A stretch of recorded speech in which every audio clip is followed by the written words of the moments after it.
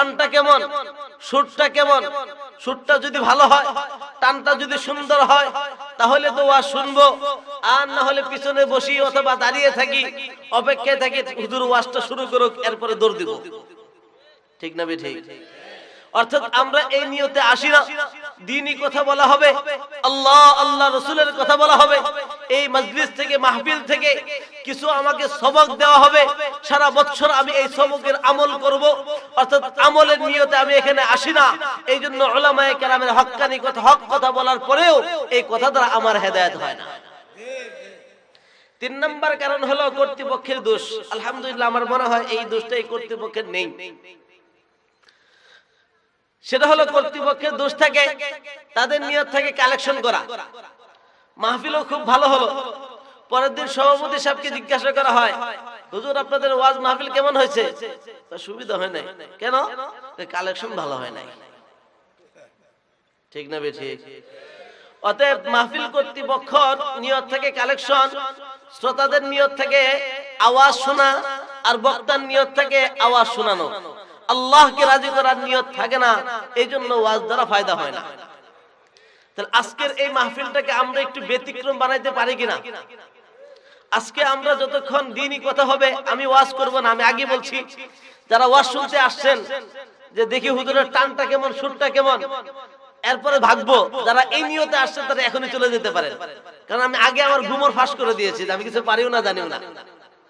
এজন্য যারা যাওয়ার নিয়ত করেছেন এখনই চলে যেতে পারেন। কিন্তু ভাই যারা আসছি বসছি শুনবো, আমাদের নিয়তটাকে চেঞ্জ করি। আগের জমানায় এই মাহফিলগুলি মূলত মাহফিল ছিল না, এটা বাৎসরিক ক্লাস ছিল। সাধারণত মাহফিলগুলি মাদ্রাসার উদ্যোগে হয়ে থাকতো। আপনাদের ছেলে মেয়েরা মাদ্রাসায় পড়াশোনা করে, কিন্তু সাধারণ মানুষের দিন শিখার তেমন কোনো সুযোগ থাকতো না। কি বলেন? আপনাদেরকে আর মাদ্রাসায় ভর্তি হলে ভর্তি নিবে? তো এই মাহফিলের জন্য আগের জমানায় উলামায়ে কেরাম বছরে একদিন লোকজনকে ডেকে তাদেরকে কিছু দিন শিখাইতেন, এখান থেকে কিছু সবক দিয়ে দিতেন, আর এলাকাবাসী সারা বছর এই সবকের উপরে আমল করতেন। অর্থাৎ এটা হলো বাৎসরিক ক্লাস। এটা কি ক্লাস? আর এই ক্লাসে যারা বয়ান করবেন, কথা বলবেন, তারা হলো এই ক্লাসের উস্তাদ, আর যারা শুনবেন তারা এই ক্লাসের ছাত্র, কুরআন শিক্ষার ছাত্র, দ্বীন শিক্ষার ছাত্র।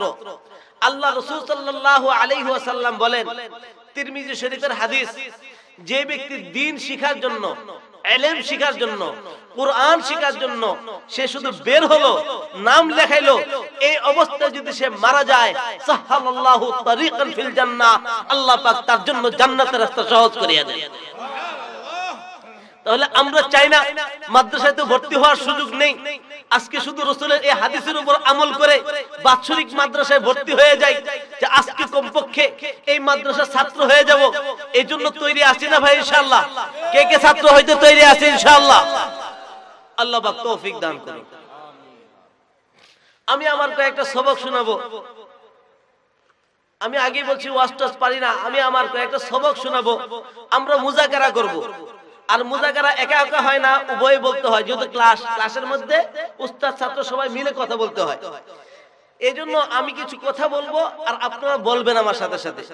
কিন্তু ক্লাসের একটা নিয়ম আছে, যে ক্লাস থেকে যদি কেউ যাইতে চায়, ছুটি নিতে চায়, হয় প্রস্রাব করতে যাবে, নাহলে পায়খানা করতে যাবে, আর না হলে উস্তাদের ক্লাস ভালো লাগে না তাই চলে যাবে।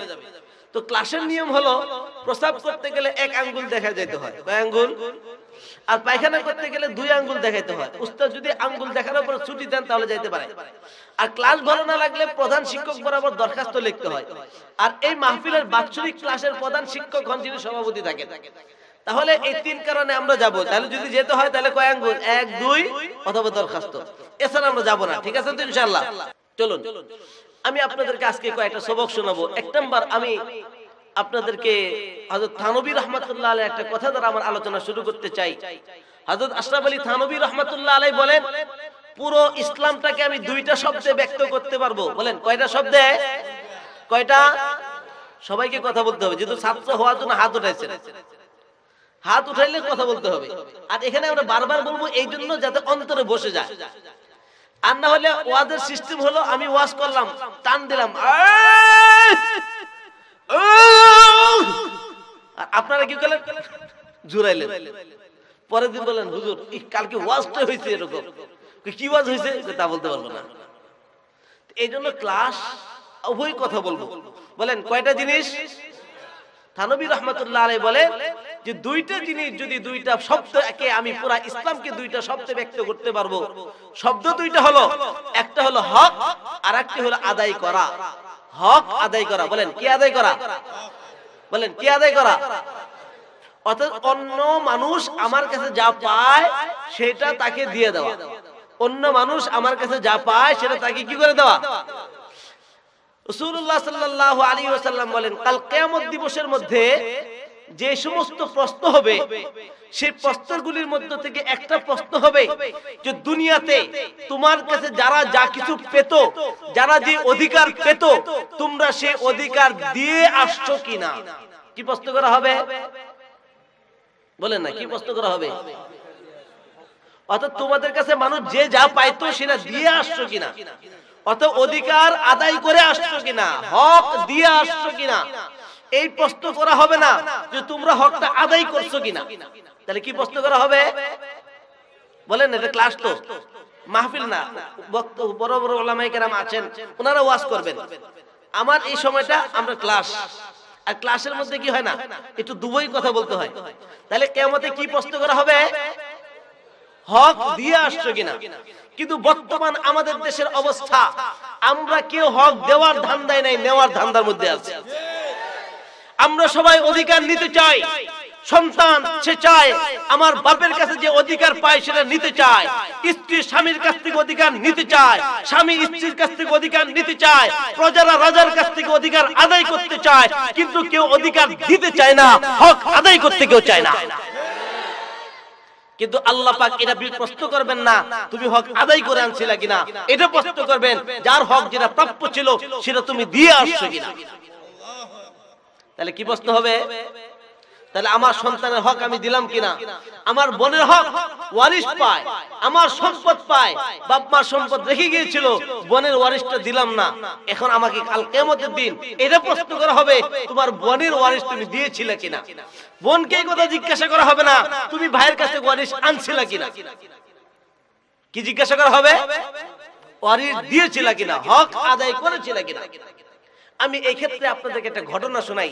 আগের আমাদের উলামায়ে কেরাম তাদের হক আদায় করার জন্য তাদের ব্যাকুলতা, তাদের অস্থিরতা কেমন ছিল, একটা ঘটনা শোনাই আপনাদেরকে। ইয়াহইয়া আনদালুসী রাহমাতুল্লাহ আলাইহি একজন বড় মুহাদ্দিস ছিলেন। কি নাম? শুনেন, এই ওয়াজটা আমরা শিখে যাচ্ছি, সবাইকে বলতে হবে যাতে এই কথাগুলি আপনাদের প্রত্যেকের নিয়ত করতে হবে। বাড়িতে গিয়ে স্ত্রীকে, ছেলেকে, মেয়েকে সব শোনাইতে হবে। ভাই শোনাইতে রাজি আছেন ইনশাআল্লাহ? কে কে রাজি আছেন ইনশাআল্লাহ? আল্লাহ তৌফিক দান করুন। এই জন্য শোনাইতে হলে বারবার বলতে হবে, না হলে ভুলে যাবেন এখান থেকে গিয়ে। বলেন সেই বুজুর্গের নাম কি ছিল? ইয়াহইয়া আনদালুসী। সবাই বলেন কি নাম ছিল? ইয়াহইয়া আনদালুসী রাহমাতুল্লাহ আলাইহি। ইয়াহইয়া আনদালুসী রাহমাতুল্লাহ আলাইহি এমন বড় মুহাদ্দিস ছিলেন, উনার হাদিসের দরসের অবস্থা এমন ছিল যে একবার গণনা করা হলো উনার হাদিসের দরসের মধ্যে যে লেখা হতো দোয়াত দিয়ে, আগে তো কলম ছিল না, দোয়াত আর কলম দিয়ে লেখা হতো, বাঁশের কাঠি দিয়ে কলম বানিয়ে লেখা হতো। ওই দোয়াত গণনা করা হলো উনার দরজগার মধ্যে, উনার ক্লাসরুমের মধ্যে যখন দোয়াত গণনা করা হলো তার মধ্যে 5000 দোয়াত পাওয়া গেছে। কয় হাজার? আর এক একটা দোয়াত থেকে 5 জন করে লোক লিখতো। কয়জন করে? তাহলে কত হাজার মানুষ? 5 5 প্রায় 25,000 মানুষ ওনার ক্লাসে থাকতো। হাদিসের কিতাবের মধ্যে আসে, যার ব্যাখ্যা গ্রন্থগুলির মধ্যে ওনার হাদিসের, এখন যেমন মাইক আছে, আগে মাইক ছিল না, উনি এখান থেকে বসে বলতেন ক্বালা রাসূলুল্লাহ সাল্লাল্লাহু আলাইহি ওয়াসাল্লাম। উনার এই আওয়াজ যত দূর পর্যন্ত যেত ওইখানে আরেকজন লোক দাঁড়িয়ে বলতো ক্বালা রাসূলুল্লাহ সাল্লাল্লাহু আলাইহি ওয়াসাল্লাম। এইভাবে আওয়াজ শেষ পর্যন্ত পৌঁছার জন্য 20 থেকে 25 জন লোক লাগতো। কতজন লোক? এত বড় খায়ের কাজ, এত বড় ক্লাস, এত বড় দ্বীনের কথা, এত বড় একটা বড় মুহাদ্দিস ছিলেন। উনি এই ক্লাসের মধ্যে হঠাৎ করে একদিন এসে বললেন যে আগামী কালকে থেকে অনির্দিষ্ট কালের জন্য ক্লাস বন্ধ। বলেন কতদিনের জন্য ক্লাস বন্ধ? সবাই বলেন কতদিনের জন্য? ওনার ছাত্ররা এসে বললেন, হুজুর আপনার এমন কি সমস্যার সম্মুখীন হলেন যে আপনি আমাদের এত বিশাল ক্লাস হাজার হাজার ছাত্রকে রেখে আপনি অনির্দিষ্টকালের জন্য বন্ধ ঘোষণা করলেন? ওনার উস্তাদ বললেন, দেখো আমার ইরান শহরের মধ্যে আমার কাছে একজন ব্যক্তি 1 দিনার পরিমাণ পায়। 1 দিনার কত পায়? আমি ঋণী তার কাছে 1 দিনার। আমি বহুদিন থেকে আল্লাহ পাকের কাছে দোয়া করতেছি, হজের মৌসুমে আল্লাহর কাছে দোয়া করেছি, শেষ রাতে উঠে আল্লাহ পাকের কাছে গিরিয়েছি, আল্লাহকে বলেছি, ওগো আমার আল্লাহ, ওই কিরান শহরের মধ্যে আমার কাছে একজন ব্যক্তি টাকা পায়, আপনি আমাকে তৌফিক দান করুন, আমি যেন তার সেই টাকাটা, সেই দিনারটা আমি তার কাছে পৌঁছিয়ে দিতে পারি। ওনার ছাত্রদেরকে জিজ্ঞাসা করলেন, বলতেছেন আমি এতদিন থেকে দোয়া করতেছি। তো ছাত্ররা বলেন, হুজুর এই একটা দিনারের জন্য আপনি এত দূর যাবেন আন্দুলুস থেকে? আর ইরান শহরটা হলো আফ্রিকা। আফ্রিকার মধ্যে খেলাফতে ওসমানীর সময়, ওসমান রাদিয়াল্লাহু তাআলা আনহুর সময় ওই জায়গার মধ্যে মুসলমানরা আবাদ করে ওই শহরটার নাম হলো ইরান শহর। আন্দুলুস থেকে ইরান শহর অনেক দূর। বলে মাত্র 1 দিনারের জন্য আপনি এত দূরে যাবেন কেন? কি দরকার এত মানুষের লেখাপড়া বাদ দিয়ে আপনি তো অন্য কিছু করতে পারেন।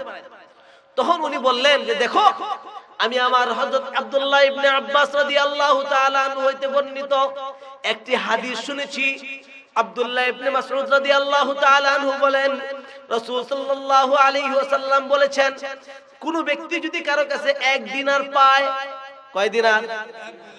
তাহলে সে 1 লাখ 1 লাখ 1 লাখ 1 লাখ 1 লাখ 1 লাখ, কয় লাখ হলো? 6 লাখ।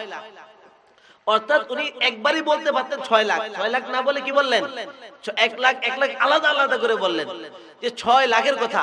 যে 6 লাখ দিনার মানুষকে দান করার থেকে, সদকা করার থেকে কারো কাছে যদি 1 দিনার পায়, সে প্রাপ্যটা দান করা দিয়ে দেওয়া 6 লাখ দিনার দান করার থেকে উত্তম।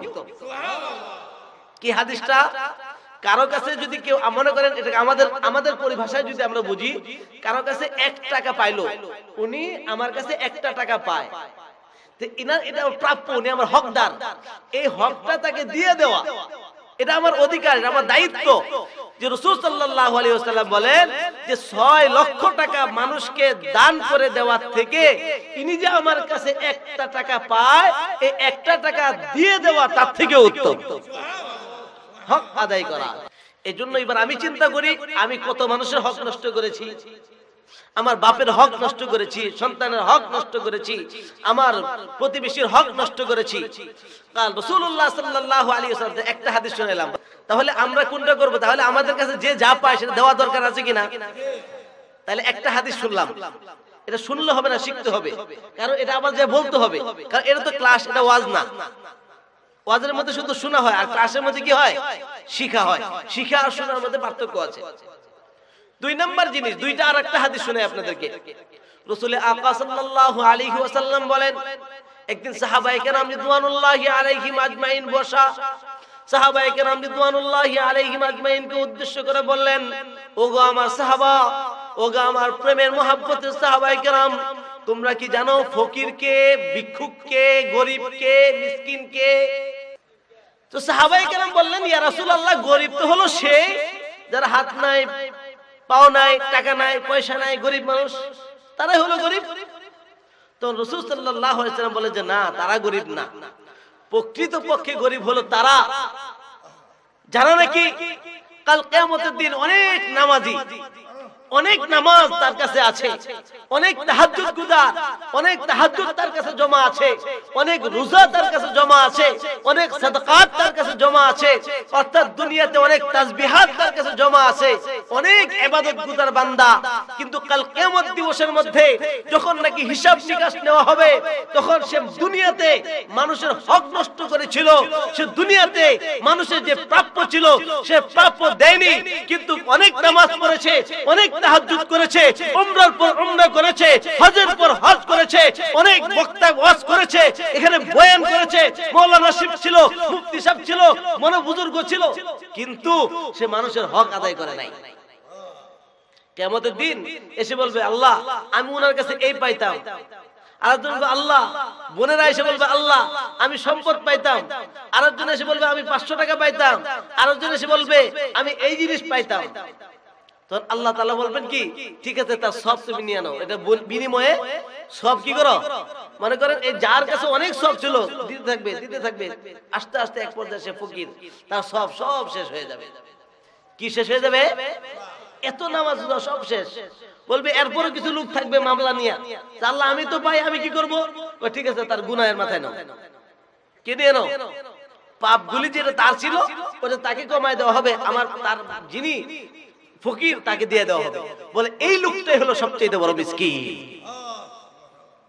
এই লোকটাই সবচেয়ে বড় কি দুনিয়াতে। ভাই দুনিয়াতে বড় মিসকিন ওই জায়গায় আসল মিসকিন। দুনিয়া তো বেকার, দেখতে দেখতে চলে যাবে, এই দুনিয়া দেখতে দেখতে চলে যাবে। কেউ কারো নয়, বাপ সন্তানের নয়, সন্তান বাপের নয়, বউ বাচ্চার নয়, কেউ কারো নয়, আমার আত্মীয় স্বজন কেউ কারো নয়।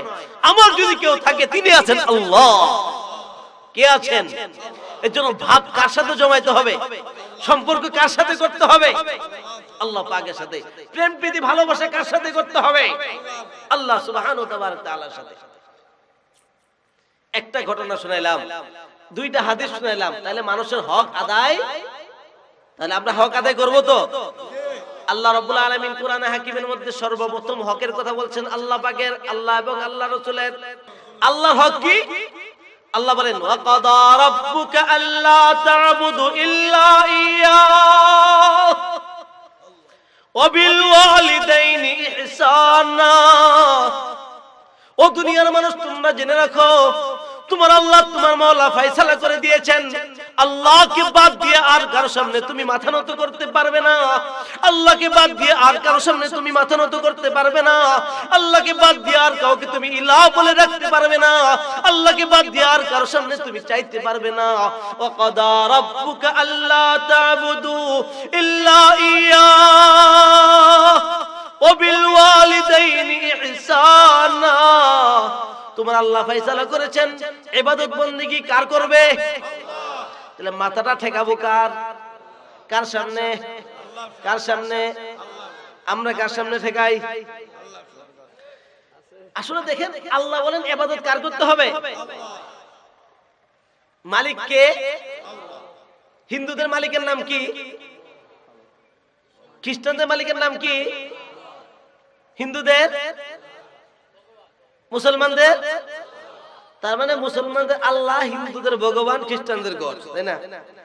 কিন্তু কোরআন এই কথা বলে না। কোরআন বলে যে না, হিন্দু, খ্রিস্টান, বৌদ্ধ, মুসলমান সকল মানুষের রব আর মালিক তিনি হলেন আল্লাহ। সকল মানুষের রবের নাম কি? হিন্দুদের রবের নাম কি? বৌদ্ধদের রবের নাম কি?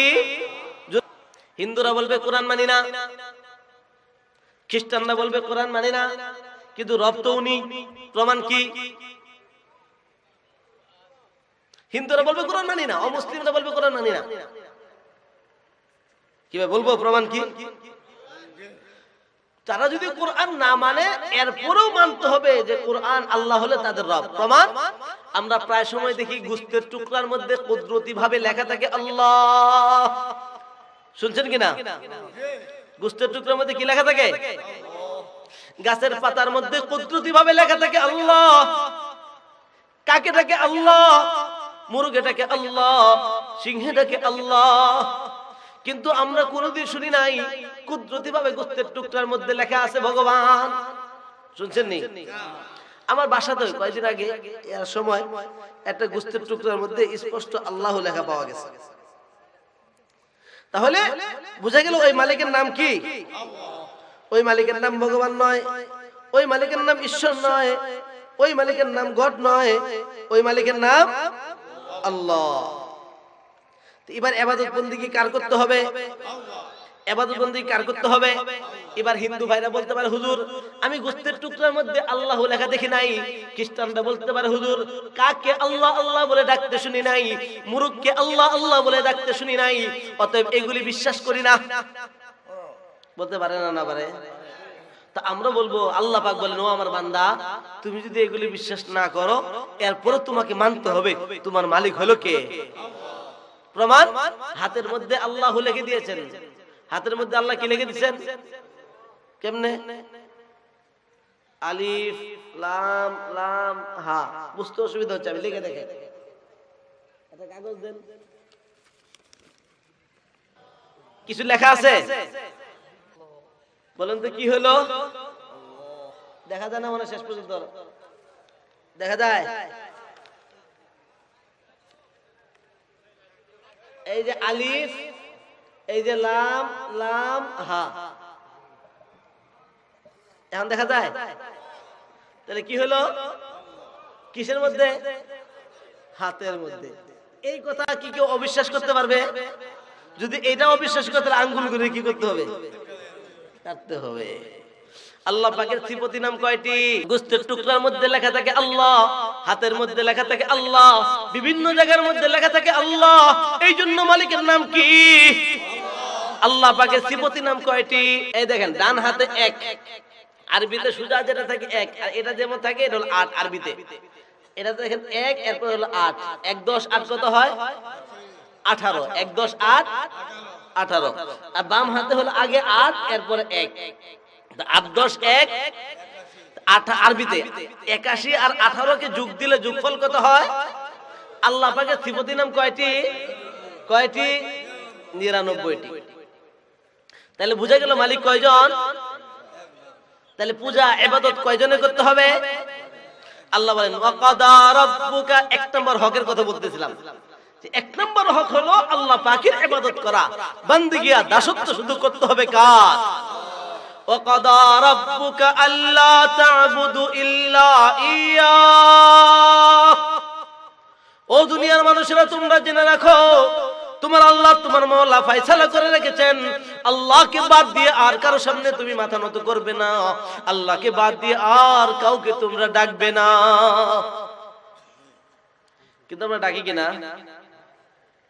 আমাদের এলাকায় কিছু মানুষ, আপনাদের এলাকায় সবাই আল্লাহকে ডাকে, আমাদের এলাকায় একটু সমস্যা আছে।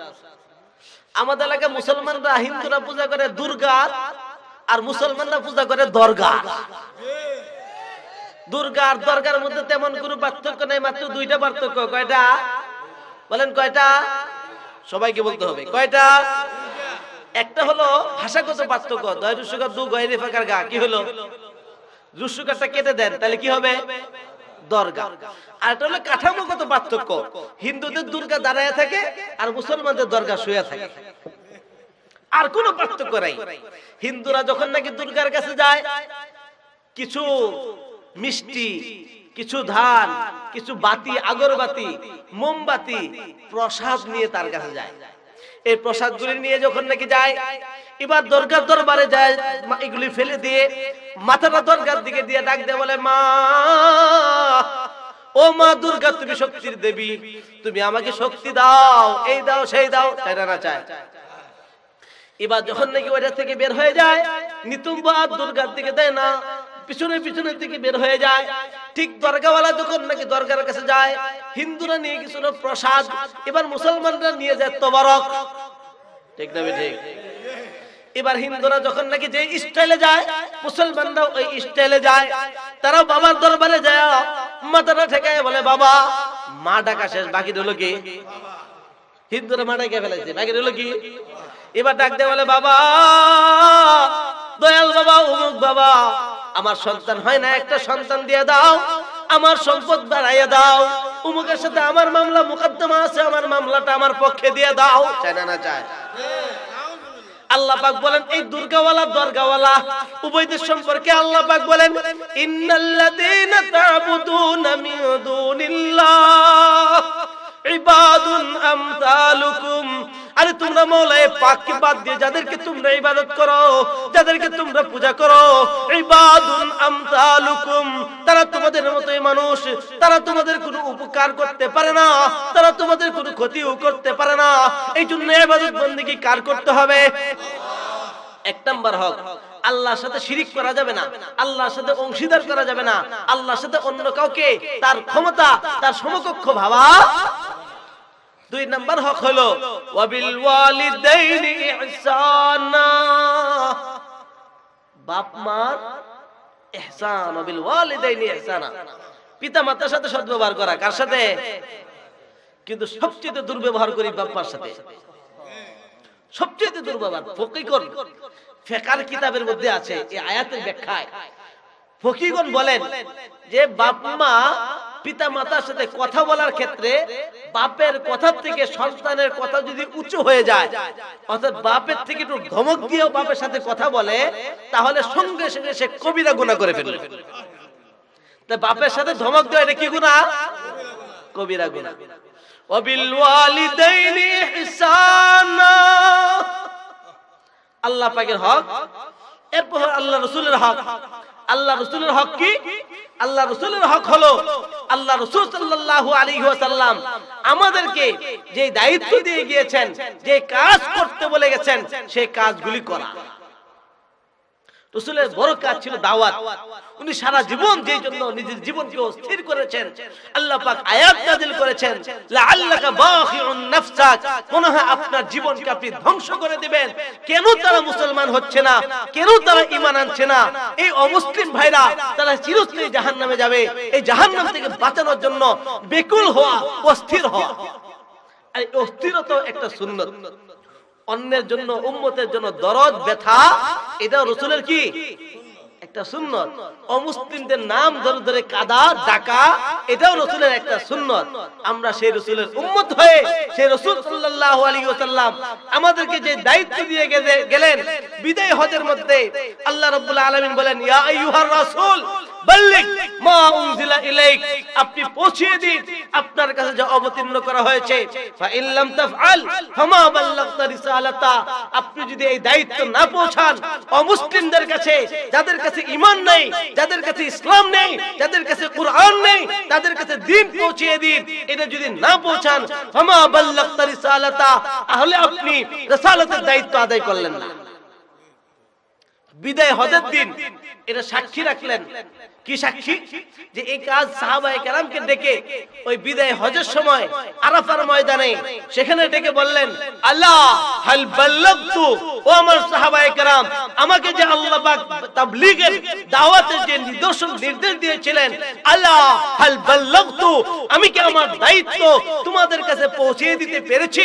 সাহাবায়ে কেরাম বললেন, ক্বালু বালা, ও আমার রাসূলের আকা, অবশ্যই আপনি পৌঁছে দিয়েছেন। রাসূল সাল্লাল্লাহু আলাইহি ওয়াসাল্লাম বললেন, আনতুম তুসআলুনা আন্নি ফামা আনতুম কাইলুন, তোমাদেরকে আমার ব্যাপারে জিজ্ঞাসা করা হবে আমি তোমাদেরকে দায়িত্ব পৌঁছে দিতে পেরেছি কিনা। ওই সময় আল্লাহর দরবারে তোমরা কি বলবে? সাহাবায়ে কেরাম বললেন, ক্বালু নাশহাদু আন্নাকা ক্বাদ বাল্লাগতা ওয়া আদাইতা ওয়া নাসাহতা, যে আল্লাহর রাসূল আমরা সাক্ষী দিব। কি দিব? আন্নাকা ক্বাদ বাল্লাগতা, আপনি আপনার রিসালাতের দায়িত্ব পরিপূর্ণভাবে আদায় করে দিয়েছেন। শুধু আদায় করে দেননি, আমাদের হাতে কলমে বুঝিয়ে দিয়েছেন। সুবহানাল্লাহ। এরপর আল্লাহ রাসূল সাল্লাল্লাহু আলাইহি ওয়াসাল্লাম আল্লাহকে সাক্ষী রাখতেন। সাহাবায়ে কেরাম সাক্ষী হয়ে গেল, আল্লাহকে সাক্ষী রাখলেন। আল্লাহুম্মা শাহাদ, আল্লাহুম্মা শাহাদ, ও আল্লাহ আপনিও সাক্ষী থাকুন, আপনিও সাক্ষী থাকুন। তার রিসালাতের দায়িত্ব ওনার ছিল। আগের জমানা শুধু নবীদের উপরে দায়িত্ব থাকতো, আর সাহাবের উম্মতের উপরে দাওয়াতের দায়িত্ব থাকতো না। এবার রাসূল সাল্লাল্লাহু আলাইহি ওয়াসাল্লাম দায়িত্ব যেটা ওনার কাছে ছিল, এটা উম্মতের কাছে দিয়ে গেলেন। কি বললেন? ফালিয়ুবাল্লিগুশ শাহিদ মিনকুমুল গায়ব, তোমাদের মধ্যে যারা উপস্থিত আছো, যারা অনুপস্থিত, তাদের কাছে ইসলামের বাণী পৌঁছায় দাও। অর্থাৎ কিয়ামত পর্যন্ত যত মুসলমান আসবে, এই মুসলমানের দায়িত্ব হলো অমুসলিম ভাইদের কাছে এই ঈমানকে, ইসলামকে পৌঁছে দেওয়া। ভাই, আজকে সারা পৃথিবীতে মুসলমানদের অবস্থা কি? ভালো না খারাপ? ইজ্জতের না বেইজ্জতের? আল্লাহ পাক কোরআনে কারীমের মধ্যে মানুষের দুই অবস্থা বলছেন। কয় অবস্থা? সবাইকে বলতে হয় ক্লাস ভাই, কয় অবস্থা? একটা হলো ইজ্জতের আর একটা জিল্লতের। ইজ্জত সম্পর্কে আল্লাহ বলেন, ওয়ালিল্লাহিল ইজ্জাতু ওয়া লিরাসূলিহি ওয়া লিল মুমিনিন, ইজ্জত আর সম্মান হলো আল্লাহ এবং তার রাসূল এবং মুমিনদের জন্য। ইজ্জত সম্মান কাদের জন্য? আল্লাহ, রাসূল এবং মুমিনদের। আর জিল্লত কাদের? লাঞ্ছনা কাদের? দরিবাত আলাইহিমুল যিল্লাতু ওয়াল মাসকানা ইহুদিদের, অর্থাৎ ইহুদিদের সময় বনি ইসরায়েলের মধ্যে যারা নবীদেরকে মানতো, নবীদেরকে মানার পরেও পরবর্তীতে তারা নাফরমানি করেছে, আল্লাহর হুকুমগুলি মানেনি, এই জন্য তাদের উপর লাঞ্ছনা অবমাননা এসেছে। ইসলামের বিধান হলো আইন, যদি কোনো একটা ক্ষেত্রে আইন প্রয়োগ হয়, এই আইনের আওতায় অপরাধী যেই হবে সেই আইন তার উপরে পড়তে হবে। যেমন ইসলামী আইনে চোরের শাস্তি কি? হাত কেটে দেওয়া। কোন একটা ক্ষেত্রে আইন প্রয়োগ হয়েছে, যে এই চুরি করবে তাকে কি করে দেওয়া হয়? হাত কাটা। ঠিক আল্লাহ এটাও একটা বিধান যে কোরআন তারা যে অপরাধে অপরাধী হওয়ার কারণে বেইজ্জত হয়েছে, ওই অপরাধটা যদি আমাদের মধ্যে পাওয়া যায় তাহলে আমরাও কি হব? আসুন আমরা দেখি কোরআন কি বলে। যদি আমরা কোরআন নিয়ে গবেষণা করি তাহলে কোরআন বলে তাদেরকে যে কারণে শাস্তি দেওয়া হয়েছে তার কারণ ছিল তিনটা। কয়টা বলেন? কয়টা কারণ ছিল? কয় কারণে তাদেরকে শাস্তি দেওয়া হয়েছে? সবাই বলে তিন কারণ। কয় কারণ? নাম্বার এক হলো তারা নাহিয়ানিল মুনকার করতো না, প্রকাশ্যে খারাপ কাজ হইতে দেখেও তারা নিষেধ করতো না, শিরিক হইতে দেখেও তারা নিষেধ করতো না। আল্লাহ পাক বলেন কানু লা ইয়াতানাহাউনা আন মুনকার, যে এই উম্মতেরা তারা নাহিয়ানিল মুনকার করতো না, তার সামনে একজন খারাপ কাজ করছে সে নিষেধ করতো না, তার সামনে একজন অপরাধ করছে সে নিষেধ করতো না, আর সবচেয়ে বড় মুনকার হলো শিরিক, তার সামনে মানুষকে শিরিক করতেছে সে বাধা দিত না। বনি ইসরায়েলের মধ্যে তিনটা গ্রুপ ছিল। আল্লাহ পাক নিষেধ করলেন যে তোমরা শনিবারে মাছ ধরিও না। কি ধরিও না? কিন্তু ওই সময় তিন ধরনের লোক ছিল। এক গ্রুপ ছিল আল্লাহর হুকুম মানছে, মাছ ধরে নাই।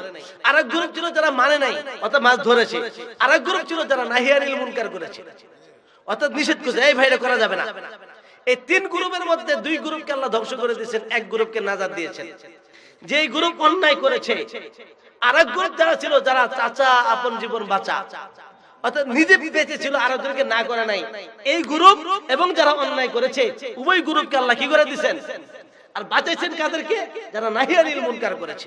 তো আল্লাহ বলছেন এদেরকে যেই কারণে শাস্তি দেওয়া হয়েছিল তার মধ্যে একটা কারণ ছিল কানু লা ইয়াতানাহাউনা আন মুনকার, তারা নাহিয়ানিল মুনকার করতো না। এবার আমরা আমাদের জীবনটার মধ্যে দেখি আমরা নাহিয়ানিল মুনকার করি না? না করি? করি নাহিয়ানিল মুনকার। প্রকাশ্যে খারাপ কাজ হইতেছে, একজনকে মাইরে ফেলাইতেছে, তাও না করি না। আমার সামনে আরেকজনের ক্ষতি করতে তাও তাকে না করি না। করি ভাই? এই অপরাধটা আমরা করতেছি কিনা? দুই নম্বর অপরাধ হলো আল্লাহ পাক কোরআনের মধ্যে বলেছেন ইন্নাল্লাযীনা ইয়াকতুমুনা মা আনজালনা, তারা কি করত? তারা গোপন করত। আল্লাহ পাক যা কিছু অবতীর্ণ করেছে তা তারা গোপন করত। আল্লাহ পাকের বিধানকে তারা গোপন করত। আল্লাহ পাকের পক্ষ থেকে আসা যে বাণী ছিল এই বাণীকে গোপন করত। তার দুই নম্বর শাস্তির কারণ কি ছিল? সত্যকে গোপন করত। বলেন কি গোপন করত? সবাই বলেন কি গোপন করত? তাহলে আল্লাহর পক্ষ থেকে যে সত্য কথা বাণী আসতো ওই বাণীগুলি গোপন করত। আমরা গোপন করি কিনা? যেমন কিভাবে করি? মুহাম্মদ সাল্লাল্লাহু আলাইহি ওয়াসাল্লাম কাদের নবী? জোরে বলেন, আরো জোরে, আরো জোরে। তাহলে আপনারা বলতেছেন মুহাম্মদ সাল্লাল্লাহু আলাইহি ওয়াসাল্লাম আমাদের নবী। অমুসলিমদেরকে জিজ্ঞাসা করলে তারা কি বলে? মুসলমানদের। আর কোরআনকে যদি জিজ্ঞাসা করে যে কোরআন, এই কোরআন তো কথা বলে। পৃথিবীর মধ্যে একটাই গ্রন্থ আছে আল্লাহর পক্ষ থেকে আসা, সেটা হলো কোরআন। এই কোরআনে সকল সমস্যার সমাধান পাওয়া যায়, আর অন্য কোন ধর্মীয় গ্রন্থ কোন সমস্যার সমাধান দিতে পারে না। এই কোরআন কথা বলে, কোরআন তার পরিচয় দেয়। আপনি অন্যান্য কিতাব, বাইবেল, কিতাবুল মুকাদ্দাস, ওই সমস্ত কিতাবকে যদি আপনি বলেন তোমার নাম কি, পুরো বাইবেলে বাইবেল খুঁজে পাবেন না, পুরো ইঞ্জিলে ইঞ্জিল খুঁজে পাবেন না, পুরো বেদের মধ্যে বেদ খুঁজে পাবেন না।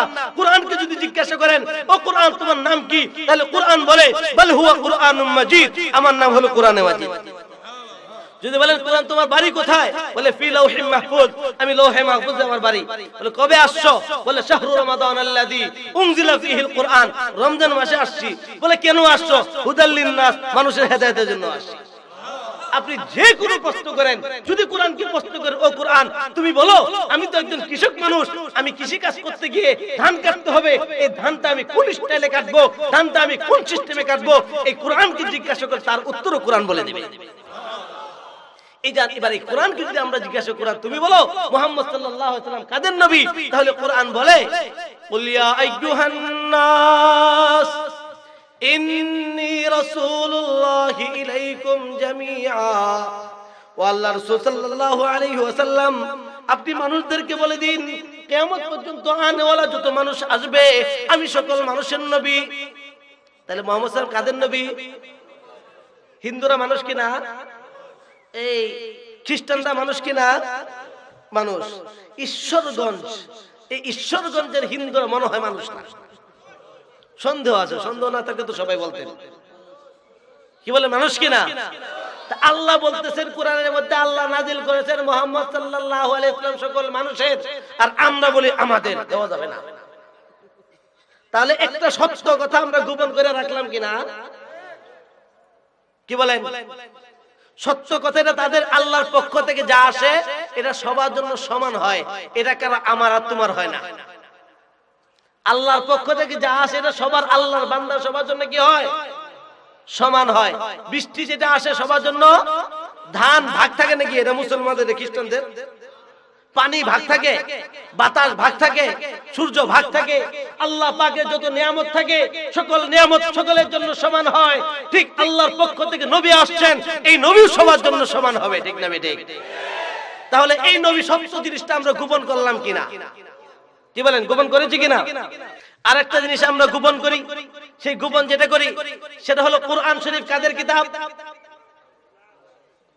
আমরা মুসলমানরা মনে করি কোরআন আমাদের। মুসলমানরা মনে করে কি কোরআন আমাদের, আর অমুসলিমরা মনে করে কোরআন মুসলমানদের। কিন্তু আল্লাহ সুবহানাহু ওয়া তাআলা বলেন, শাহরু রমাদানাল্লাযী উনজিলা ফীহিল কুরআন হুদাল লিন-নাস, এই রমজান মাসে কোরআন অবতীর্ণ করা হয়েছে মানুষের হেদায়েতের জন্য। কাদের হেদায়েতের জন্য? কি ভাই, কাদের? তাহলে হিন্দু খ্রিস্টান তারা মানুষ কিনা? তাহলে এই মানুষদের জন্য কোরআন। কিন্তু কোনদিন কোন হিন্দুকে, কোনদিন কোন খ্রিস্টান ভাইকে এই কথা কি আমরা বলেছি, ভাই এই কোরআনটা আল্লাহর পক্ষ থেকে আপনার জন্য এসেছে, এই কোরআনটা আমরা জানি আপনার কাছে পৌঁছানোর দরকার, কিন্তু আমরা আপনার কাছে পৌঁছাইলাম না, আমরা অপরাধ করেছি, কিন্তু এই কোরআন তাদের কাছে পৌঁছিয়েছি। তাহলে কোরআনটা গোপন করে রাখলাম কিনা? সত্য একটা জিনিস গোপন করে রাখলাম কিনা? কি বলেন? তাহলে কোরআনকেও গোপন করলাম, আল্লাহকেও গোপন করি। আমরা মনে করি আল্লাহ তো আমাদের, তাদের ভগবান তাদের খ্রিস্টানদের গড। তাহলে আল্লাহ কাদের? বলেন আল্লাহ কাদের? নবী কাদের? কোরআন কাদের? ইসলাম কাদের? ইসলাম তো সবার, কারণ ইসলাম আল্লাহর পক্ষ থেকে আসছে। এজন্য আল্লাহ বলেন, ইন্নাদ দীনা ইনদাল্লাহিল ইসলাম, আল্লাহ পাকের নিকটে একমাত্র মনোনীত ধর্ম সেটা হলো ইসলাম। ওমাই ইয়াবতাগি গায়রাল ইসলামি দীনান ফালাই ইউকবাল মিনহু, ইসলাম ছাড়া আর কোন ধর্ম আল্লাহর কাছে গ্রহণযোগ্য নয়। তাহলে এই সত্য জিনিসটা আমাদের কি করতে হবে? প্রকাশ করতে হবে। আমি আলোচনা শেষ করে দিচ্ছি, হুজুর চলে আসছেন। তাহলে উম্মতের উপর শাস্তি কয় কারণে ছিল? একটা হলো তারা কানু লা ইয়াতানাহুনা আন মুনকার, সত্যকে তারা নাহি আনিল মুনকার করত না। দুই নম্বর হলো সত্যকে গোপন করত। তিন নম্বর আল্লাহর যে নসিহত বিধান ছিল ওগুলো মানত না, উদাসীন ছিল, গাফেল ছিল। আমরা আল্লাহর বিধান থেকে উদাসীন আর গাফেল কিনা? এই তিন কারণে তাদের উপর যে কারণে শাস্তি হয়েছিল, এই কারণ আমাদের উপরে থাকার কারণেও আজকে আমরাও অপমানিত, লাঞ্ছিত আর বঞ্চিত হচ্ছি।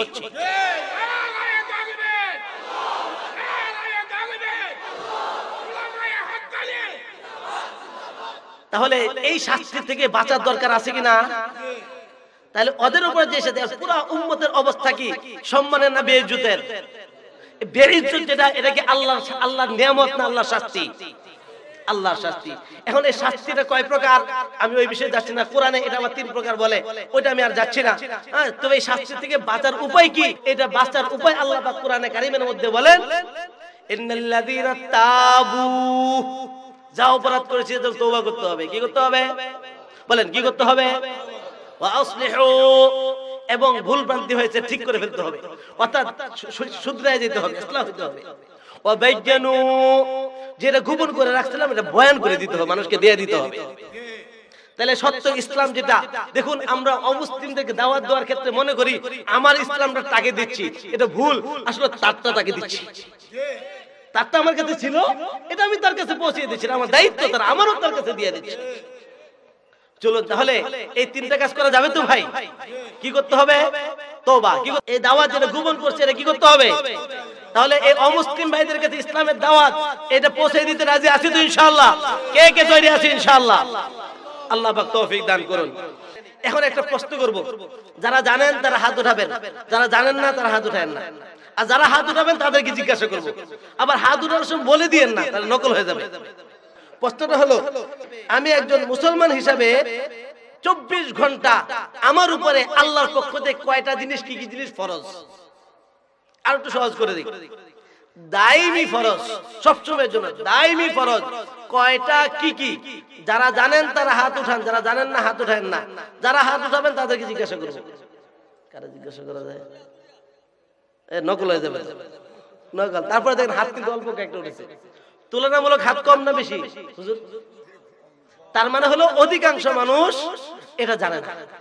আফসোস, আমি মুসলমান, আর মুসলমান হওয়ার পর আমার উপরে কি ফরজ আমি এটা জানি না। জানার দরকার আছে। এটা একটা আমার হোমওয়ার্ক। বলেন, আমার সাথে সাথে বলতে হবে। দাইমি ফরজ দুইটি। যখন ইলেকশনের সময় তো চিল্লাইছিলেন ঠিকই, আলমগীর ভাইয়ের মার্কা নৌকা মার্কা, কি চিল্লাইছিলেন না? ওখানে চিল্লানোর মাকসাদ ছিল একটা করে বিড়ি দিবে আর চা খাওয়াবে, এই জন্য চিল্লাইছেন। ভাই এখানে তো চাও খাওয়াবে না, আব্দুল্লাহ আমাদের হামিদ ভাই চাও খাওয়াবে না আর বিড়িও খাওয়াবে না, কিন্তু ভাই এখানে আখিরাতের খাওয়ান আছে, নিজের ভবিষ্যতের খাওয়ান আছে। একটু জোরে জোরে বলতে রাজি আছি তো? হোমওয়ার্ক মুখস্থ করে যেতে হবে, ক্লাসের পড়া। বলেন, দাইমি ফরজ কয়টি? দাইমি ফরজ কয়টি? 1 নম্বরে ঈমানি হালতে থাকা, 2 নম্বরে সতর ঢাকা। সতর কি? পুরুষের জন্য সতর হলো নাভি থেকে নিয়ে হাঁটুর নিচ পর্যন্ত, আর মহিলাদের সতর হলো পুরো শরীর, মুখ আর হাত বাড়িতে থাকা অবস্থায় খুলে রাখতে পারবে। এবার যখন লেংটিটা মারেন, সতরটা যায় কই? হ্যাঁ ভাই, তাহলে মুসলমান হিসাবে আল্লাহর পক্ষ থেকে ফরজ একটু কি রাখতে হবে? হুজুর আল বায়াম কিবা, লিঙ্গি ছাড়া আল বায়াম কিবা? ভাই আল লিঙ্গি ছাড়াও মারা যায় নিয়ত থাকলে। আল্লাহর বড় হুকুম বড় না আপনার হাল বাওয়াটা বড়? তাহলে 1 নাম্বার পড়া। আগে কিন্তু 2টা হাদিস পড়াইছিলাম, মনে আছে? তাহলে এবার হলো 3 নাম্বার। তাহলে দাইমি ফরজ কয়টা? আরেকটা প্রশ্ন করি। আচ্ছা থাক, প্রশ্ন করলাম না, এই পড়াটা বাদ, আপনাদের জানেন। একটা হাদিস পড়াবো, একটা আয়াত পড়াবো, একটা দুরূদ শরীফ, এই 3টা পড়া দিয়ে আর একটা আমল দিয়ে শেষ। জি শেষ করছি। জি জি জি। হাদিসটা হলো বুখারী শরীফের শেষ হাদিস। বুখারী শরীফের, বলেন, বুখারী শরীফের শেষ হাদিস। মানে 2টা হাদিস, আগে একটা বলছিলাম, 2টা হাদিস বলবো, একটা শুরু একটা শেষ। শেষ হাদিসটা হলো আল্লাহ রাসূল সাল্লাল্লাহু আলাইহি সাল্লাম বলেন, আল্লাহর কাছে এমন 2টা শব্দ যা আল্লাহর কাছে খুবই প্রিয়। বলেন, আল্লাহর কাছে কি প্রিয়? খুবই প্রিয়। এমন 2টা শব্দ আল্লাহর কাছে, সবাই বলেন, খুবই প্রিয় আল্লাহর কাছে। আল্লাহর কাছে মিজানের পাল্লায় খুবই ভারী। মিজানের পাল্লায়, মিজানের পাল্লায় মুখে বলতে খুবই সহজ, মুখে বলতে, মুখে বলতে। তাহলে এই সহজ জিনিসটা এত লাভবান কিনা ভাই? ভাই ব্যবসা করবো তো লাভেরটা করবো, কি বলেন? তাহলে এটা বলতে রাজি আছে কিনা? শিখতে রাজি আছেন? সুবহানাল্লাহি ওয়া বিহামদিহি, সুবহানাল্লাহিল আযীম, সুবহানাল্লাহি ওয়া বিহামদিহি, সুবহানাল্লাহিল আযীম। ইমাম বুখারী রাহমাতুল্লাহ আলাইহি কিতাবুদ দাওয়াতের মধ্যে একই হাদিস আরেকভাবে এনেছেন। ওখানে আরেক riwayat বর্ণনা করেছেন, কেউ যদি 100 বার প্রতিদিন এই সুবহানাল্লাহি ওয়া বিহামদিহি, সুবহানাল্লাহিল আযীম বলে আর পরে এটা জপে, তাহলে সমুদ্রের ফেনার মতো যদি তার গুনাহ হয়, আল্লাহ পাক সেটা maaf করে দিবেন, তার সমস্যাগুলি আল্লাহ দূর করে দিবেন। তাহলে হোমওয়ার্ক কয়টা হলো? 2টা। একটা হলো দাইমি ফরজ, আরেকটা হলো দোয়া। বলেন, দোয়াটা কি বলেন তো শুনি? এবার একটা আয়াত, আয়াত মুখস্থ করে আপনাদের, কোরআন যেহেতু আমরা ক্লাসের ছাত্র, একটা আয়াত তো কমপক্ষে মুখস্থ করতে হবে। আয়াতটা আপনাদের জানা আছে, এজন্য একটু তাকরার করি। বলেন, বিসমিল্লাহির রহমানির রহিম। যে কোনো কাজ করব এটা বলে শুরু করব, ফাবদা বিসমিল্লাহ। এই কাজ বলে যখন শুরু করব, শয়তান আর হিস্সা নিতে পারবে না, ওই কাজের মধ্যে বরকত হবে। তাহলে যে কোনো কাজ করব কি বলে করব? বিসমিল্লাহির রহমানির, কয়টা হলো? কয়টা হলো? তিনটা। এবার আরেকটা দুরূদ শরীফ শিখি, সংক্ষেপে চলতে ফিরতে দুরূদ শরীফ পড়ব, সংক্ষিপ্ত কমপক্ষে যেটা, সেটা হলো সাল্লাল্লাহু আলাইহি ওয়াসাল্লাম, সাল্লাল্লাহু আলাইহি ওয়াসাল্লাম। ক্লাস শেষ, আর দুইটা বাকি রয়েছে হোমওয়ার্ক। তাহলে হোমওয়ার্ক কয়টা হলো? এক নম্বরে কি? দাইমি ফরজ, এরপরে দোয়া, এরপরে আয়াত, এরপরে দুরূদ। কয়টা হলো? 5 নম্বরে আমার প্রত্যেকটা কাজকে ইবাদত বানাইতে হবে। প্রত্যেকটা কাজকে কি বানাইতে হবে? আমাদের হায়াত অল্প, সময় কি, কিন্তু আমাদের ব্যবসা করতে হবে কি বেশি। তাহলে আমার ধান কাটারও ইবাদত বানাইতে হবে, ব্যবসা করাকে ইবাদত বানাইতে হবে, পড়ালেখাকে ইবাদত বানাইতে হবে। ইবাদত বানানোর পদ্ধতি কি বলবো? দেখেন আমি বসে আছি, এটার নাম কি? এমনি হয়ে গেছে না বানাইতে হয়েছে? ঠিক প্রত্যেক কাজ ইবাদত এমনি হবে না বানাইতে হবে? বানানোর পদ্ধতি কি? প্রত্যেক কাজকে ইবাদত বানানোর পদ্ধতি হলো প্রত্যেক কাজের শুরুতে নিয়তকে শুদ্ধ করা। কি শুদ্ধ করা? অর্থাৎ আমি যে কাজটা করব শুধুমাত্র আল্লাহকে রাজি করার জন্য করব। কাকে রাজি করার জন্য? কাকে? এই মুহূর্তে আমাদেরকে কে দেখতেছেন? আমাদের কথা কে শুনতেছেন? যখন নাকি অন্যায় করি তখন কে দেখেন? ভালো কাজ করি তখন কে দেখেন? এই জন্য যা কিছু করবো কাকে রাজি করার জন্য। ধান কাটার সময় কি নিয়ত করব? বিসমিল্লাহ বলবো, আর নিয়ত করবো আল্লাহ আপনাকে রাজি করার জন্য ধান কাটতেছি। পারবো তো ইনশাআল্লাহ? দোকানে যাব, নিয়ত করব আল্লাহ, বিসমিল্লাহ বলবো, আর নিয়ত করব আল্লাহ আপনাকে রাজি করার জন্য হালাল পন্থায় ব্যবসা করতেছি। মা বোনরা যখন ভাত পাক করবে, তরকারি কাটবে, নিয়ত করবে আল্লাহ আপনাকে রাজি করার জন্য ভাত পাক করতেছি, তরকারি কাটতেছি। যতক্ষণ পর্যন্ত ইবাদত করবে, যতক্ষণ পর্যন্ত বান্দা ধান কাটবে, ধান লাগাবে, ততক্ষণ পর্যন্ত তার আমলনামার মধ্যে নফল ইবাদতের সব লিখে দেওয়া হবে। কয়টা হলো? হাতের আঙ্গুল কয়টা? নামাজ কয় ওয়াক্ত? সবক কয়টা পাইলেন? এবার একটা নসিহত শেষ, নসিহতের মাধ্যমে শেষ। নসিহতটা আমার না আল্লাহ। নসিহতটা কার? নসিহতটা কার? আল্লাহ কোরআন নসিহত করেছেন। কি নসিহতটা? লা তামুতুন্না ইল্লা ওয়া আনতুম মুসলিমুন। মুসলমান না হইয়া কবরে আসিও না, মুসলমান না হইয়া মৃত্যুবরণ করিও না, মুসলমান না হইয়া আজরাইলের ডাকে সাড়া দিও না, মুসলমান না হইয়া আমার দরবারে আসিও না। কার নসিহত? কার? কার? আল্লাহ পাকের নসিহত। মুসলমান হইতে রাজি আছি তো? ভাই ভিতরের খবর কে জানেন? কম বাহ্যিকটা মানুষ দেখে, বাহ্যিকটা কে দেখে? ভাই মুসলমানের বাহ্যিক পরিচয় কি? মুসলমানের বাহ্যিক পরিচয় হলো দাড়ি। মুসলমানের বাহ্যিক পরিচয় কি ভাই? এই জন্য কমপক্ষে ভাই কে দেখলো না দেখলো, কে খুশি হলো না হলো, সারা দুনিয়া মানুষ বেজার। আমার আল্লাহ যদি বলে যা আমি খুশি হয়ে গেলাম, আমি কামিয়াব সফল হয়ে গেলাম, সারা দুনিয়া মানুষ খুশি। আমার আল্লাহ বলে আমি বেজার, সব আমি বেজার, আমার ধ্বংস আর নষ্ট। এই জন্য ভাই অনেকে বলে যে হুজুর দাড়ি না রাখলে কি হবে, আমার ইমান ঠিক আছে। বলে ইমানটা কি ভিতরে না থাকে না বাহিরে থাকে? কি ভাই ভিতরে না বাহিরে? ভাই ভিতরের জিনিসটা প্রকাশ পায় কোথায়? চেহারায়। মন খারাপটা ভালো প্রকাশ পায় কোথায়? চেহারায়। ঠিক ইমান আছে না না আছে প্রকাশ পাবে কোথায়? চেহারায়। আল্লাহ পাক আমাদেরকে আল্লাহ পাকের নসিহতের উপরে আমল করার তৌফিক দান করুন। কার নসিহত? কমপক্ষে বাহ্যিক তো মুসলমান, আল্লাহকে বলতে পারবো আল্লাহ কিচ্ছু পারি নাই, কমপক্ষে দেখেন না মুসলমানটা হইলাম। কি মুসলমান? আল্লাহ কোন উসিলা মাফ করবেন বলা যায় না, হইতে পারে আল্লাহ এই উসিলা মাফ করে দিতে পারেন। আল্লাহ বলতে পারে, হয়তো আল্লাহ বলতে পারবেন আল্লাহ আপনার একটা নসিহত ছিল যে মুসলমান হয়ে কবরে আসতে, আল্লাহ ভিতরে তো পারি নাই, কমপক্ষে বাহ্যিক মুসলমান হয়ে আমি আপনার কবরে আসতে। ভাই কে কি বললো, পারবো তো? আল্লাহ পাক আমল করার তৌফিক দান করুন। আখির দাওয়ানা আলহামদুলিল্লাহি রাব্বিল আলামিন। আপনাদের কষ্ট দিলাম এজন্য ক্ষমা চাই, ভাইদেরকে কষ্ট দিলাম এজন্য ক্ষমা চাই। আল্লাহ পাক আমাদেরকে শুধু আল্লাহকে রাজি করার জন্য এই কথাগুলির উপরে আমল করার তৌফিক দান করুন আমাকে এবং আপনাদেরকে। আসসালামু আলাইকুম ওয়া রাহমাতুল্লাহি ওয়া বারাকাতুহু।